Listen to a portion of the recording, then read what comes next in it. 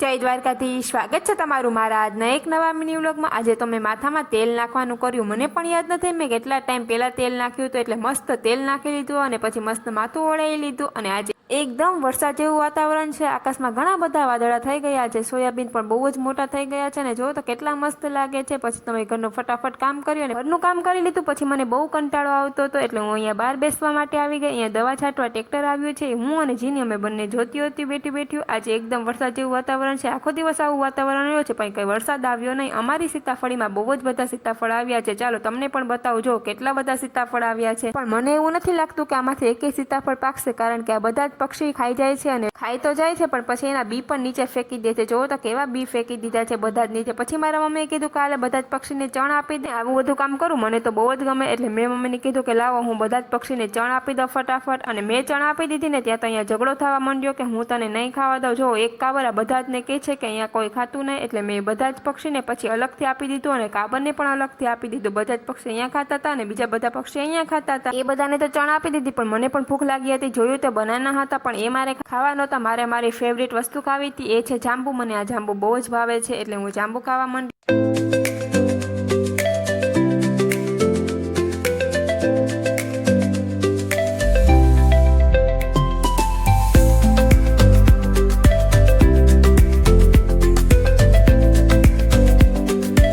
ચાલો તમને મારો આજના વિડીયો કેવો લાગી નીચે જરૂરથી કમેન્ટ કરી દેજો। વિડીયો ગમે તો લાઈક શેર સબસ્ક્રાઇબ કરવાનું ભૂલતા નહીં। તો હવે આપણે મળશું આવતીકાલે, ત્યાં સુધી બધાને મારા હર હર મહાદેવ।